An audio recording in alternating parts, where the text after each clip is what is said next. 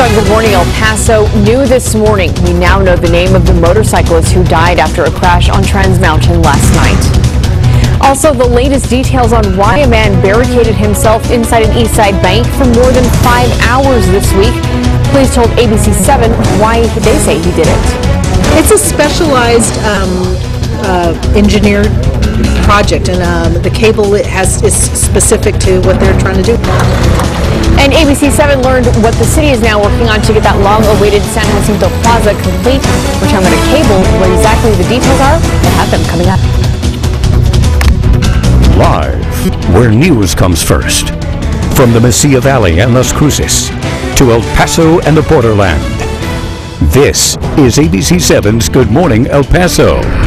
A very good morning to you, El Paso, Las Cruces, and Juarez. I'm Stephanie Valle. Hillary Florin is off this morning. It is Wednesday. It is 6:01, and it's starting off to be a nice day, even possibly, Crystal, better than yesterday. Is this true? There is a chance. We are looking actually a little more moisture, which means better chance of rain, and temperature's a little bit cooler. So if you've been itching for a cooler than average rainy day, today might be your day. Let's start with your temperatures this morning, though. Not quite yet are we in that zone. Right now we're looking at a temperature of 72 at North Star Elementary School and 73 at Loma Terrace Elementary School. Mountain View High School at 70 and Frank Macias Elementary School sitting at 70 degrees as well. Here's a look at your wind gusts outside right now. We do still have some breezy to windy conditions this morning as we saw yesterday. That's in the forecast again today. 23-mile-per-hour gusts, New Mexico Farm and Ranch Museum, 26-mile-per-hour gusts at Mountain View High School, and it looks like we're having a little reporting error of Fabens Elementary School. Those winds likely also in those low 20s as we're seeing in surrounding areas. Clouds and radar map, not a lot to track, but there's a little bit. Here we are, Culberson County. Notice some scattered rain showers starting to move on in. This is just the start of a good area of moisture that'll move on into our forecast and give us better chances of rain this afternoon from Las Cruces to El Paso. We'll talk more about that coming up in just a few minutes. All right, Crystal, looking forward to it. New information this hour on the motorcycle crash that killed an El Paso man. His father just called our newsroom this morning confirming he is 30-year-old Alfred Grayson. This picture is from his Facebook profile. Grayson has just completed his degree from the University of Phoenix earlier this year. The El Paso County Sheriff's Office says the wreck happened around 7:30 last night on Trans Mountain at mile marker 20. Officials say he was wearing a helmet. Grayson was taken to University Medical Center where he died. Trans Mountain West was closed for hours during the investigation. We can tell you, though, Trans Mountain is open again for the morning commute. Still no word on the identity of a man killed in a car crash yesterday morning. It happened on Vista del Sol near George Dieter just before 2 a.m. Police only telling us he was 26 years old and not buckled up. They're looking into whether speed or alcohol played into this crash. After the death of a bus driver on I-10 on Monday, some frustrated drivers wanted to know who makes the decision to shut down the entire freeway. Well, at the beginning of the story, we could tell you that a Los Paisanos driver suffered a fatal heart attack on I-10 just east of downtown. He did pull the bus over to the left shoulder, but that whole thing caused a nearly 3-hour closure of I-10 East. Police say that due to the death of the driver, special traffic investigators responded to the scene and took over the investigation. We recognize the impact these types of investigations have on motorists. However, the safety of the investigators and the need to document the entire scene led to the decision to shut down the roadway. We asked if all lanes needed to be closed for this type of investigation, and we were told, quote, they have to construct a scaled diagram of the entire road, including emergency lanes. More details are coming out about Monday's SWAT situation at an Eastside bank. Police say the man barricaded himself inside because he was upset about his checking account. The man is 56-year-old Carlos Ramos. Authorities say he was also upset that a $15 credit card purchase he tried to make was declined. He allegedly told employees that he had a bomb. Ramos is charged with making a terroristic threat. This all started at around 5:30 in the evening at the Compass Bank just off of Yarbrough near Montwood Monday evening. The bank and the nearby shopping center were evacuated and no one was hurt. A man wanted for murder in New Mexico is in custody after being on the run for nearly 20 years. 37-year-old Paul Sanchez was arrested at his home in East El Paso.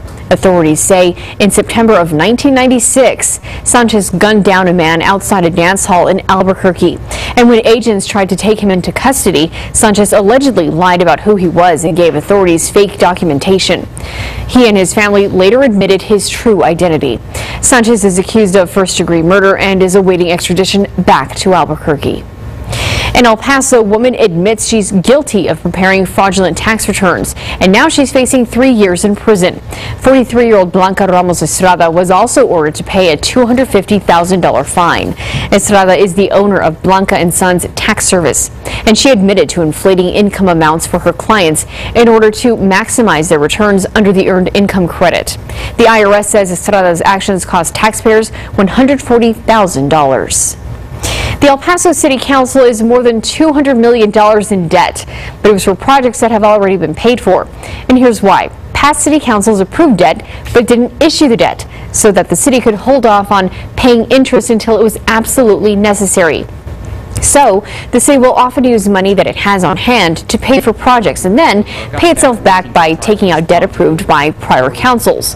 So the nearly $208 million approved yesterday will pay the city back for some street projects along with drainage, park, and even some quality of life bond projects. One set of elected officials, say, doing certificates of obligation authorization, say in 2010, and then in 2015, you could have many different faces up there on the elected official side who are now asked to approve the debt to pay for those projects. Mayor Oscar Leeser said that he wants to change the way the city issues debt so that it would take out the money as soon as it approves it. That would also mean, though, that taxpayers would be paying for interest on the debt much earlier. Do we finally have a completion date in sight? In this ABC7 update, the long-awaited completion of downtown San Jacinto Plaza has yet another end in sight. ABC7 learned that a utility project is underway, which was the subject of a change order approved just last week by City Council. Crews have also poured the concrete that will hold the plaza's canopy. City officials say it's the canopy that is now slowing things down because the cables to hold it up were ordered from Germany. But once that canopy is installed, all that will be left is to install the Lagarto statue, the landscaping, and amenities. The city still won't give an exact date, but hopes that the plaza will be completed in early fall. Happening today, a $12 million project to house artists in downtown El Paso is finally getting its start. And good morning, El Paso's Denise Olivas is live now with this story. Hi, Denise. Good morning, Stephanie. The art space El Paso Loft will soon add life to the growing art scene here in our city with a 4-story building of low-cost apartments. It's meant to keep artists and their families in the area where most of them work, downtown El Paso. Here are the renderings of what the lofts are expected to look like. There will be 51 live-in workspaces for artists. The building is located next to the DoubleTree Hotel. This project has been in the making for about 6 years. The El Paso Community Foundation and the City of El Paso are behind this effort. The project will be paid for with $9 million in federal low-income housing tax credits.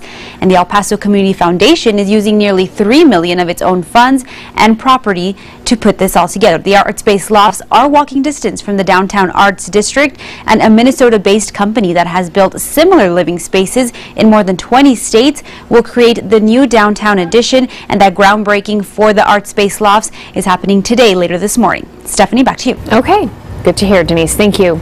And now it's time to take a look at our TxDOT traffic cameras again. I-10 and Esarco, where you can see things are moving along pretty smoothly. No problems to report. Traffic, no tie-ups in that area. But of course, if anything changes, we'll let you know. A trade measure President Barack Obama really wants is now at the brink of final approval in the Senate. A combined effort by Obama and Republican congressional leaders rescued the measure. It appears to be nearly dead less than 2 weeks ago. A final vote is expected later today on the bill that would give Obama fast-track negotiating authority for trade deals. If approved, the president could propose trade pacts that Congress can reject or ratify, but not change. And how did our senators in our area vote on fast track? Well, Texas Senator John Cornyn voted yes. Ted Cruz did an about-face from last week and voted no. New Mexico Senators Tom Udall and Martin Heinrich, both Democrats, voted against it as well. Deadly storms, high winds, and rain pummeled the East Coast overnight.